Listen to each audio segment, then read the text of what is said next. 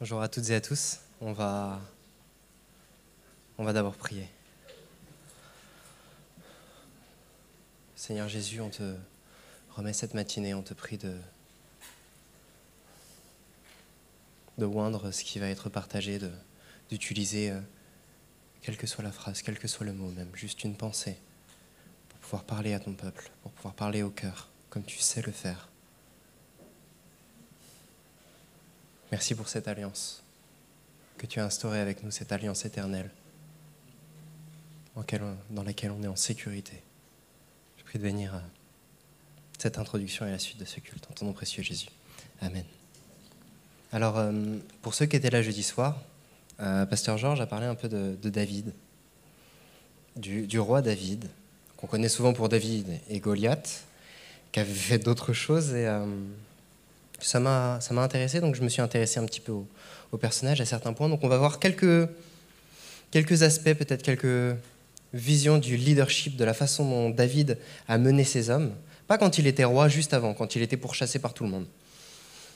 C'est une situation un peu différente de ce qu'on a l'habitude de voir, mais je voulais qu'on voit ça parce que des fois, on voit l'Ancien Testament, on voit le Nouveau Testament, on regarde Paul, on voit la façon dont Paul est très dur, très sérieux, très entier, et on se dit, oulala, je ne sais pas si j'aurais tenu longtemps dans l'équipe missionnaire de Paul.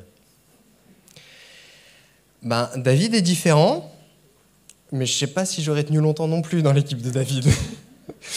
Donc, déjà, alors par contre, j'aurais été recruté. Voilà l'équipe de David.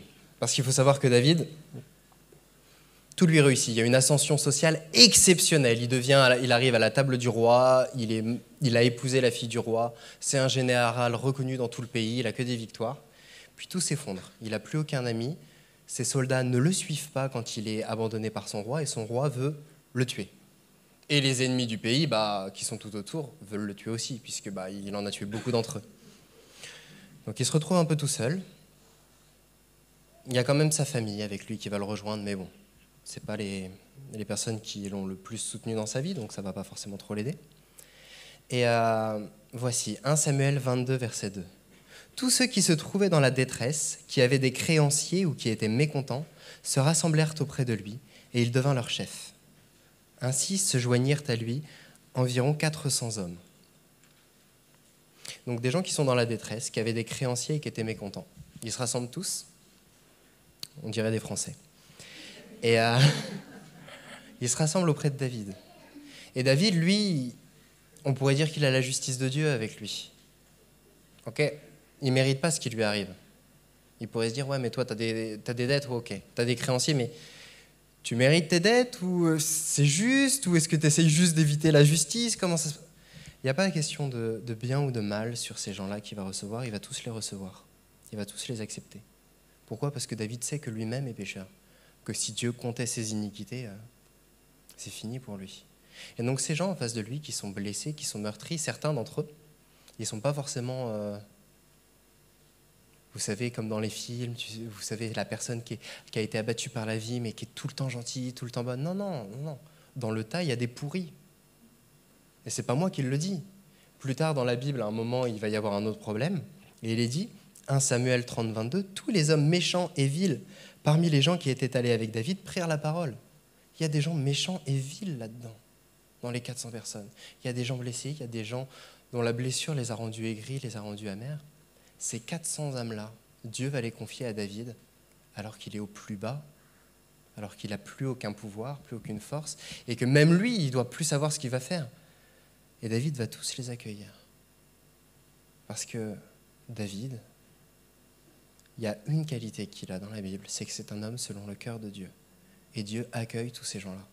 Il accueille des gens vils et pourris, il les fait même partager des introductions, donc vous imaginez.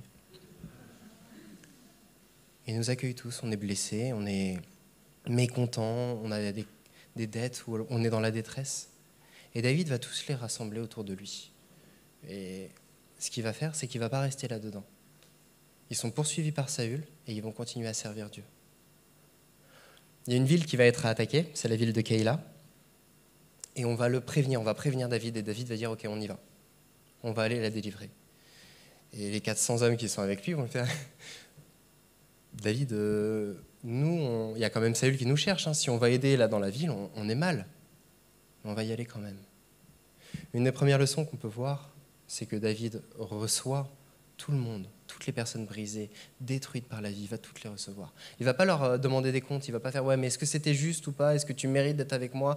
Est-ce que tu es assez fort ?» Non, non, il les prend tous. Tous ceux qui viennent, il va les prendre. Ensuite, ils sont toujours dans cette détresse-là, toujours poursuivis par Saül. On va servir. On va servir Dieu. Il n'y a aucune détresse qui nous empêchera de continuer à marcher avec Dieu.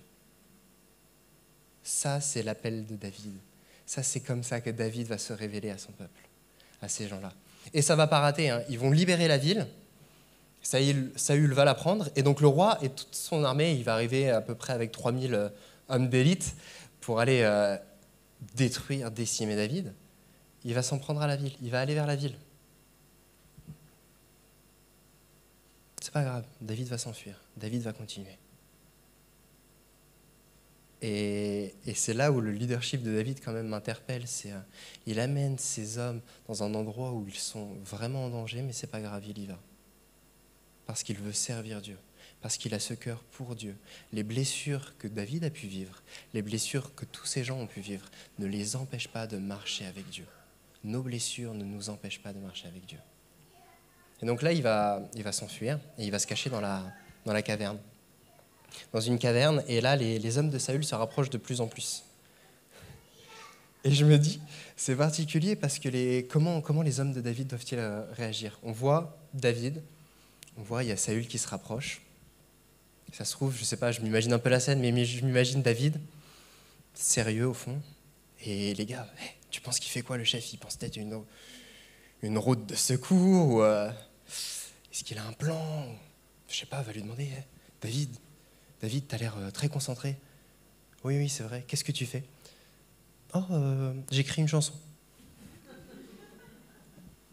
Au chef des chantres, vous voulez l'entendre? Ne détruis pas, hymne de David, lorsqu'il se réfugia dans la caverne, poursuivi par Saül. Aie pitié de moi, ô Dieu, aie pitié de moi. J'imagine les soldats, je ne sais pas s'il leur a joué dès qu'il y a pensé, mais les soldats dans la caverne, ça ne devait pas être très rassurant. Car en toi, mon âme cherche un refuge. Je cherche un refuge à l'ombre de tes ailes, jusqu'à ce que les calamités soient passées. Je crie au Dieu très haut, au Dieu qui agit en ma faveur. Il m'enverra du ciel le salut, tandis que mon persécuteur se répand en outrage. Pause. David, devant ces hommes, au pire de la tempête, au moment où il n'y a plus aucun espoir, ne cherche pas des solutions pour s'en sortir. Il en cherche une seule, il va se présenter devant Dieu. La plus grande peur qu'il va pouvoir vivre ne l'empêche pas de s'approcher de Dieu.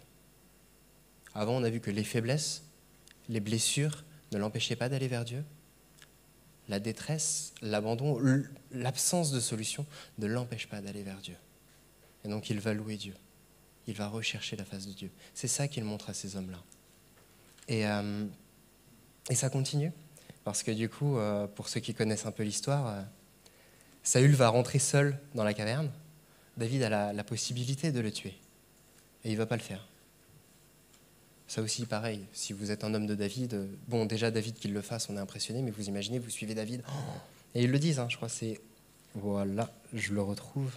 Les gens de David lui dirent, voici le jour où l'Éternel te dit, je livre ton ennemi entre tes mains, traite-le comme bon te semblera. Tu demandes à l'Éternel de te délivrer de tes ennemis tout le temps. Tiens, là, c'est bon. Que l'Éternel me garde de commettre contre mon Seigneur, loin de l'Éternel, une action telle que de porter la main sur lui, car il est loin de l'Éternel. La grâce de Dieu, elle était pour David, elle était pour les 400 blessés autour de lui, 400 meurtris, elle est aussi pour ses ennemis. La grâce de Dieu, elle va aller même sur vos ennemis, même les gens qui vous ont blessés, parce que Dieu veut que tous soient sauvés, il désire que tous soient sauvés. C'est difficile peut-être à entendre, c'est difficile à vivre, mais c'est ce que Dieu veut, c'est ce que David veut. Et ces hommes-là, donc, il va leur montrer que même dans la victoire, même dans tout ce qui peut se passer, en fait, David va étendre la grâce toujours au plus loin, au plus grand. Et je vous avais parlé de ces hommes méchants et vils qui sont avec David. Ce qui se passe, c'est qu'à un moment, il a 600 personnes avec lui. Il y en a 200 qui sont trop fatigués, trop désespérés pour pouvoir continuer le combat, et elles restent. Et il y en a 400 qui vont combattre avec David. Quand ils reviennent, les 400 qui ont gagné avec David, c'est le fameux verset que je vous lisais.